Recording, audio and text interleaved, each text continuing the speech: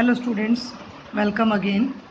हम कर रहे हैं क्लास 10th का चैप्टर नंबर 4 क्वाड्रेटिक इक्वेशंस और द्विघात समीकरण। और आज का हमारा टॉपिक है गुणनखंडों द्वारा द्विघात समीकरण का हल या solutions of quadratic equations by factorisation. गुणनखंडों द्वारा, वैसे तो ये गुणनखंड का मेथड हम 8th और 9th क्लास में भी कर चुके हैं।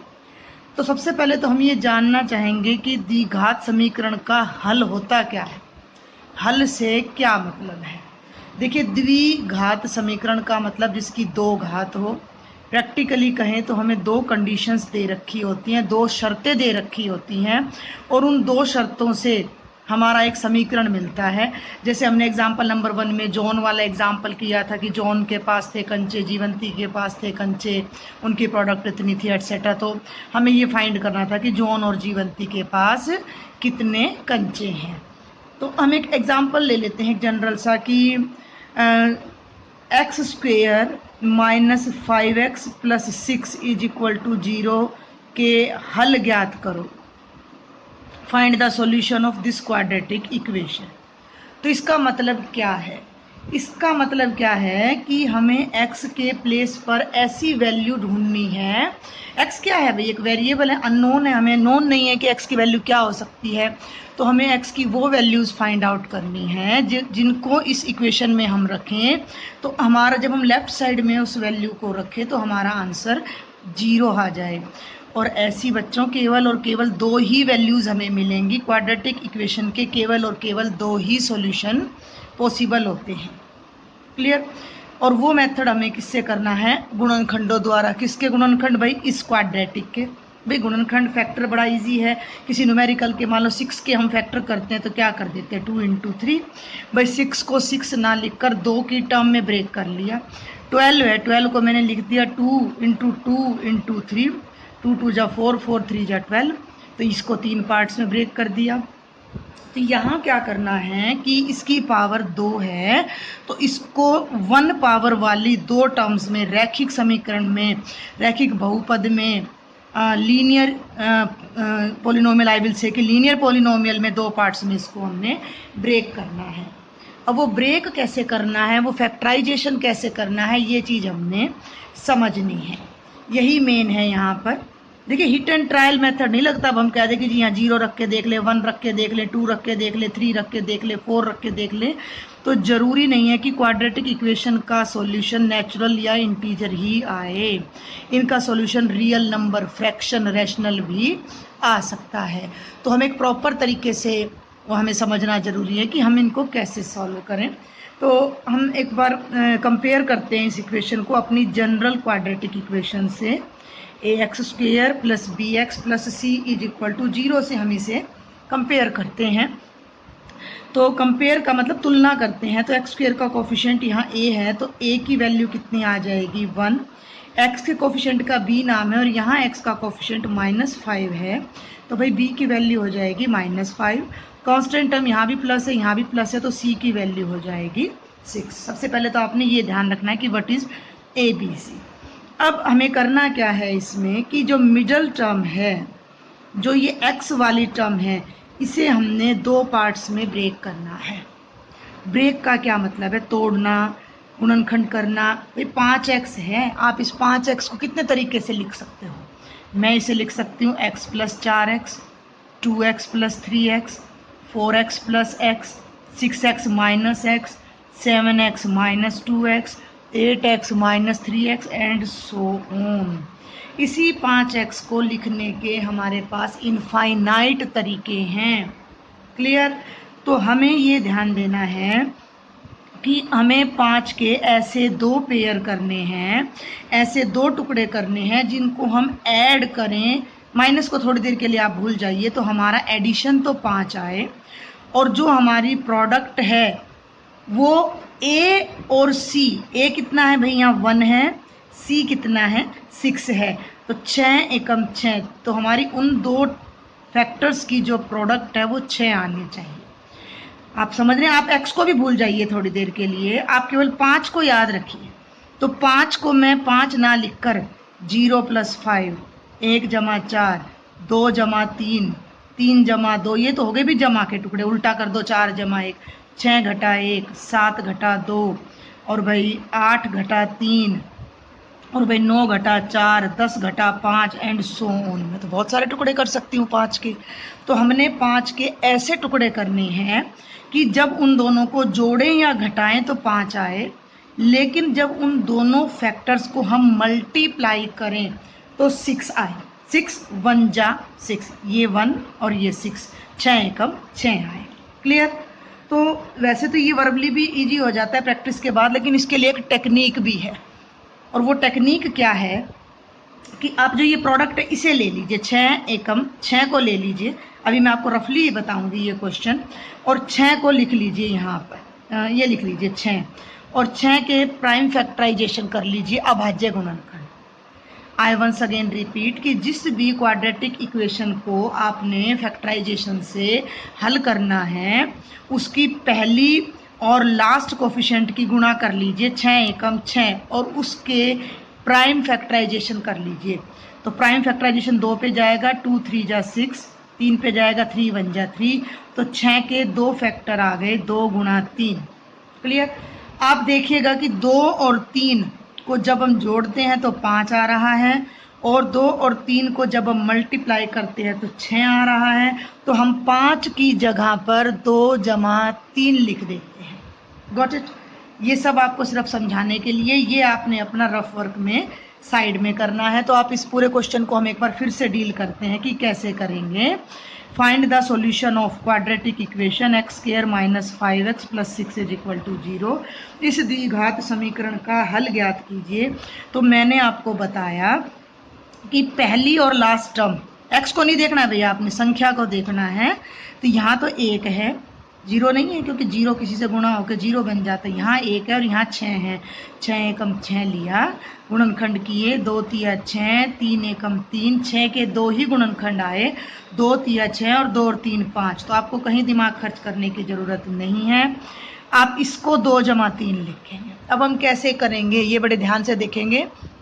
इस फर्स्ट टर्म को एज इट इज लिखिए, एक्स स्क्वेयर, माइनस का साइन लगाइए और 5 की जगह ब्रैकेट लगा दीजिए और 5 को 2 जमा 3 लिख दीजिए। अब 3 जमा 2 लिखेंगे तो भी आपका सवाल गलत नहीं होगा, और यहाँ x लग गया, प्लस 6 इज इक्वल टू 0। ये term as it is, minus 5 की जगह 2 plus 3x plus 6 is equal to 0। फिर X square as it is भाई, माइनस 2x, ब्रैकेट खोल रहे हैं हम, 2 को x से करेंगे minus 2x, minus plus minus 3x plus 6 is equal to 0। जो ये 3 टर्म्स थी ये हमारी भाई 4 टर्म्स में डिवाइड हो गई हैं। बात वही आ रही है, -2 -3 -5 बनता है। अब हम क्या करेंगे कि इन दोनों टर्म्स में से हम कॉमन लेंगे, जो भी फैक्टर कॉमन है, और जब कोई भी फैक्टर कॉमन ना आए तो 1 जरूर कॉमन आता है वहाँ हमारा। क्लियर? तो x यहाँ 2 टाइम्स है, यहाँ 1 बार है, तो x तो कॉमन आएगा ही आएगा। 2 यहाँ है, 1 यहाँ है, तो केवल x कॉमन आएगा। इन दोनों टर्म्स को देख रहे हैं भाई हम। इन दोनों में से जब मैं x कॉमन लूँगी, यानी इन दोनों को मैं x से डिवाइड करूँगी, तो जब मैं x स्क्वायर को x से डिवाइड करूँगी तो x आएगा, माइनस आएगा, और 2x को जब मैं x से डिवाइड करूँगी तो 2 आएगा, एंड क्लोज द ब्रैकेट। अब इसको भूल जाओ, इन दोनों टर्म्स पे ध्यान दो। x यहाँ है, यहाँ नहीं है, तो हम x को तो कॉमन ले नहीं सकते। अब हम इन नंबरों को देखते हैं, तो 3 है और 6 है, 3 की टेबल में 6 आता है, तो 3 दूनी 6, तो 3 कॉमन आ जाएगा। तो माइनस है तो माइनस ही लेना है, 3 कॉमन ले दिया। कॉमन लेने का मतलब इस टर्म को 3 से डिवाइड करना, -3 से, तो -3 कैंसिल, क्या बचा x, प्लस 6 को -3 से भाग करेंगे तो माइनस प्लस माइनस, और 6 को 3 से करेंगे तो 2, और इज इक्वल टू 0। यहाँ आपको एक खासियत देखने को मिलेगी कि पहले बार जब आप कॉमन लेंगे तो जो टर्म आई x -2, दूसरी बार जब आप कॉमन ले रहे हैं तब भी वही टर्म आएगी x -2। तो इससे आपको रियलाइज हो जाएगा कि भी आप सही लाइन पे चल रहे हैं। आई बात समझ में? अब we are left here with 2 terms only. ये पूरी एक टर्म है, माइनस के निशान के बाद ये दूसरी टर्म है। इस टर्म में भी x -2 है, इस टर्म में भी x -2 है, तो दोनों टर्म्स में से हम x -2 को भी कॉमन ले लेते हैं, x माइनस 2 कॉमन आया, तो इस कंप्लीट टर्म में से जब x माइनस 2 बाहर आ गया तो यहाँ हमारे पास केवल x बचता है, माइनस फिर x माइनस 2 बाहर आया तो 3 बचता है, is equal to 0। Means we are left with two terms, x minus 2 into X minus 3 is equal to 0। इसका क्या मतलब है, इसकी और इसकी प्रोडक्ट 0 है। और देखिए एक बड़ा कॉमन सा रिजल्ट है कि जब दो numbers I will name them as alpha into beta अगर 0 हैं, तो दो नंबर्स की गुणा अगर 0 है तो भाई उनमें से एक नंबर 0 जरूर आएगा, अदरवाइज प्रोडक्ट 0 हो ही नहीं सकती। तो या तो अल्फा 0 है या हमारा बीटा 0 है, क्योंकि 0 से गुणा किए बिना 0 आ नहीं सकता। तो यहाँ हम क्या करेंगे कि या तो ये टर्म 0 है या ये टर्म 0 है, तो हम लिखेंगे x minus 2 is equal to 0 और x माइनस 3। कई बच्चे इस राइट साइड को भूल जाते हैं, भाई 0 लगाते ही नहीं है। अगर आप यहाँ इक्वल टू 0 ही नहीं लगाएंगे तो ये चीज़ केवल फैक्टराइजेशन होगी, पोलिनोमियल का, बहुपद का गुणनखंड होगा, समीकरण का सॉल्यूशन नहीं होगा। समीकरण तो भाई बनता तभी है जब राइट साइड में 0 हो। तो x माइनस 2 0 है, तो x को यहीं रख लीजिए, 2 माइनस का राइट साइड में जाएगा 0 प्लस 2, x को यहीं रख लीजिए 0 प्लस 3, और x की वैल्यू क्या आ गई 2 और 3। तो x की दो वैल्यूज़ आई हैं 2 और 3, जो कि हमारी इस इक्वेशन का सॉल्यूशन है। आप इस चीज़ को वेरीफाई भी कर सकते हैं। कैसे वेरीफाई कर सकते हैं, वेरिफिकेशन को भाई हिंदी में कहते हैं पड़ताल करना, जांच करना। मैं क्या करती हूँ कि मैं यहाँ 2 रख के देखती हूँ, क्लियर। तो यहाँ 2 रखती हूँ तो देखिए 2 का स्क्वायर माइनस 5 इंटू 2 प्लस 6, तो ये बना 2 का स्क्वायर 4, माइनस 5 दूनी 10 जमा 6 बराबर है 0। भाई 6 और 4 10 और 10 में से 10 गया, 0 बराबर है 0। यानी जैसे ही हमने इस समीकरण में 2 रखा x के स्थान पर तो ये 0 बन गया। ऐसे ही जब मैं 3 रखूँगी तब भी ये क्या बन जाएगा 0। तो केवल 2 और 3 ही ऐसी दो वैल्यू हैं जो इस समीकरण को 0 बनाती हैं। इसके अलावा कोई भी रियल नंबर इसको 0 नहीं बनाएगा। तो इससे हमें क्या पता लगता है कि किसी इक्वेशन के, क्वाड्रेटिक इक्वेशन के केवल और केवल 2 ही पॉसिबल सॉल्यूशन होते हैं। और ये एक जनरल सा एग्जाम्पल मैंने आपको लेके दिया था, बुक में से नहीं लिया था। तो अब मैं आपकी बुक का एग्जाम्पल नंबर 3 ले रही हूँ, NCERT का। 2 एग्जाम्पल्स हम एक्सरसाइज 1 में कर चुके हैं। तो ये है गुणनखंडों द्वारा समीकरण 2x square minus 5x plus 3 is equal to 0 के मूल ज्ञात कीजिए। Solve this quadratic equation. बिल्कुल जो मैंने अभी बताया ना उसी तरह का क्वेश्चन है भाई, ये ध्यान देंगे। मिडल टर्म को तोड़ना है कि 5 के ऐसे 2 टुकड़े करने हैं कि उनको जोड़ने पर तो 5 आए और गुणा इन दोनों की गुणा के बराबर। आप ऐसे ना अंडरलाइन कर लिया करो भाई, यहाँ 2 और यहाँ 3 और इसके टुकड़े करने हैं भाई हमने। समझ में आ रही है मेरी बात भाई? 2 फिर लिख लो इधर 3 और बीच में आ गया 5। माइनस का साइन लगा लो, लगाओ तो, नहीं तो वैसे माइनस की ज़रूरत नहीं है। इन दोनों की तो गुणा करनी है हमने, इन दोनों की गुणा करके कितना आएगा भाई 6। तो ऐसे टुकड़े करने हैं जिनकी गुणा तो 6 आए और जोड़ 5 आए। और अभी लास्ट एग्जाम्पल में मैं आपको बता चुकी हूँ, तो मैं इसे डायरेक्ट करूँगी। 2 जमा 3 5 आता है और 2 तिया 6 आता है। तो ये करेंगे 2x square minus 2 plus 3x plus 3 is equal to 0। ये टर्म एज इट इज, इसकी जगह 2 प्लस 3 लिख दिया। ये term as it is equal to 0। खोल लीजिए 2x square minus 2x minus plus 3x plus 3 is equal to 0। इन दोनों में से 2 यहाँ है, 2 यहाँ है, x यहाँ 2 बार है, यहाँ 1 बार है, तो 1 बार x कॉमन आ जाएगा। तो 2 बाहर आ गया। देखिए बारी बारी से चलेंगे, इनको तो भूल ही जाइए। इस पूरी टर्म में से 2 बाहर आ गया, x बाहर आ गया, तो 1 बार, तो 1 ही बार x बचता है। माइनस 2 भी बाहर आ गया, x भी, कुछ भी नहीं बचा। कुछ भी का मतलब 0 नहीं है। 2x को 2x से डिवाइड करिएगा तो क्या बचता है भाई 1। Close the bracket. अब इनको भूल जाइए, माइनस का साइन है, यहाँ एक्स है यहाँ नहीं है तो एक्स को डील नहीं करना, क्लियर। 3 यहाँ है, 3 यहाँ भी है तो 3 कॉमन लेंगे, -3x को -3, भाई आप ऐसे कर लिया कीजिए ना कि इसको ढक लीजिए, अब ये तो कॉमन आ गया तो बच क्या गया x, और 3 को 3 से करेंगे तो 1 आएगा, लेकिन ये प्लस का है और ये माइनस का है तो -1 = 0। और ये मैं आपको बता चुकी हूँ टेक्निक की, ये टर्म और ये टर्म दोनों सेम आती हैं। तो अब इसमें से x - 1 बाहर ले लिया, यहाँ भी है और यहाँ भी, तो फर्स्ट टर्म हमारी बनती है 2x, सेकेंड टर्म हमारी बनती है -3 = 0। तो इससे क्या बनेगा, x - 1 = 0 या 2x - 3 = 0। मैं हिंदी और इंग्लिश दोनों में कोशिश कर रही हूँ आपको बताऊँ, तो थोड़ा एडजस्ट आप लोगों को भी करना पड़ेगा। तो x की वैल्यू क्या आ गई भाई, 0 + 1, या देखिए यहाँ से 2x तो यहीं रहेगा, = बन गया 0 + 3, तो 0 + 1 करेंगे तो x की वैल्यू 1 आएगी, या 2x की वैल्यू 3 आएगी, x निकालना है, 2 लेफ्ट में मल्टीप्लाई हो रहा है, राइट में जाके डिवाइड हो जाएगा, तो x की वैल्यू या तो 1 आ रही है या 3/2 आ रही है। अब वही बात जो मैं लास्ट एग्जाम्पल में कह रही थी कि कई बार हमारा जो सॉल्यूशन है वो फ्रैक्शन में, रैशनल में भी आ जाता है, तो इन सवालों को करने के लिए हमारे पास कोई तुक्का नहीं है, कोई हिट एंड ट्रायल का मेथड नहीं है कि भाई ये वैल्यू हम रख के देखते रहेंगे और सॉल्यूशन आ जाएगा। एक पर्टिकुलर मेथड हमें चाहिए ही चाहिए। तो ये दो वैल्यूज इस इक्वेशन का सॉल्यूशन है।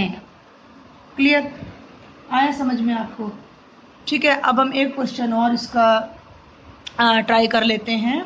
Example number 4। Example number 4, find the solution, find the roots भी बोल देते हैं। एक मिनट भाई मैं आपको बता दूं, हल जो है इक्वेशन का हल निकालना, इंग्लिश में इनको मैं इंग्लिश हिंदी एक बार दोनों में लिखती हूँ। फाइंड द रूट्स भी बोल देते हैं, फाइंड द सॉल्यूशंस भी बोल देते हैं, फाइंड द जीरोज भी बोल देते हैं ऑफ क्वाड्रेटिक इक्वेशन है। और हिंदी में क्या कहते हैं भाई, द्विघात समीकरण का क्या ज्ञात करो, हल ज्ञात करो। या शून्य तो नहीं बोलेंगे, शून्य तो बहुपद के होते हैं, तो इसमें ऐसे ही बोलेंगे। तो इंग्लिश में थोड़ी सी लैंग्वेज कई बार चेंज हो जाती है। तो आपका जो क्वेश्चन है वो ये है भाई, 6x² - x - 2 = 0। A 6 है, B इधर एक रफ में मैं आपको बताती हूँ, A 6 है, B x का कोफिशिएंट साथ में कुछ नहीं है तो -1 है, और C -2 है। अब आप ध्यान दीजिए, हमने मिडल टर्म को ब्रेक करना है। मिडल टर्म तो 1 है भाई, और 1 को ब्रेक करना है, 1 को तोड़ना है। अब 1 के टुकड़े क्या हम छोटे छोटे करेंगे क्या? नहीं, 10 घटा 9 भी 1 होता है बच्चों, 8 घटा 7 भी 1 होता है, 4 घटा 3 भी 1 होता है, 6 घटा 5 भी 1 होता है। बात समझ आ रही है आपको? तो वो कौन सा टुकड़ा ले, यही चीज़ पकड़ने की है कि जोड़ें या घटाएं तो 1 आ जाए, बट मल्टीप्लाई करें तो इन दोनों की जो प्रोडक्ट है, ये दोनों क्या है, 6 दूनी 12 आना चाहिए। तो आपका तरीका क्या है, दिमाग खर्च ना करें। मैं एक बार फिर से आपको रिवाइज कर दूं कि जैसे ही आपको स्टेटमेंट मिले, आप पहली और लास्ट टर्म की प्रोडक्ट कर लो। पहली टर्म 6 है, x को नहीं लेना है, लास्ट टर्म 2 है, 6 दूनी हो गया भाई 12। जो भी प्रोडक्ट आए उसके अभाज्य गुणनखंड प्राइम फैक्टराइजेशन कर दो भाई। तो 2 × 12, 2 3 जा 6, और भाई 3 1 जा 3, 12 के टुकड़े आ गए 2 × 2 × 3। अब आपका जो आंसर है ना वो इन्हीं में कहीं छुपा पड़ा है भाई। या तो आपका आंसर है ये पहला और ये दोनों, यानी कि 2 × 6। तो भाई अब 2 और 6 की गुणा 12 तो आ गई, और 6 और 2 की जमा या घटा क्या 1 आ रही है भाई। 6 में 2 जोड़े हैं तो भाई 8 आ रहा है, और 6 में 2 घटाएं तो भाई 4 आ रहा है। तो ये तो बात बन नहीं रही। 12 को फिर लिखो एक बार, 2 × 2 × 3। मतलब क्या करेंगे, पहले एक टुकड़ा लिया और 2, 1 और 2 का जोड़ा लिया, नहीं बनी बात। अब 2 का और 1 का जोड़ा लेके देखो, तो इन 2 के जोड़े से तो क्या आया 4, और इससे क्या आया 3। 4 और 3 की भी गुणा तो 12 ही आनी है। देखो ऑब्वियस सी बात है कि जब 12 को हम इन तीनों की प्रोडक्ट में लिख रहे हैं तो प्रोडक्ट तो ऑलवेज 12 ही आनी है। हमारे पास प्रॉब्लम क्या है कि हमारा ये जो 1 है ये आना चाहिए जमा या घटा करके। तो अगर मैं इसका पहला और ये 2 फैक्टर इकट्ठे लेती हूँ तो पहला फैक्टर तो हो गया भाई 2, पीछे के 2 हो गए 6, तो 6 और 2 का जोड़ और घटा कुछ भी 1 नहीं आता, तो ये कैंसिल।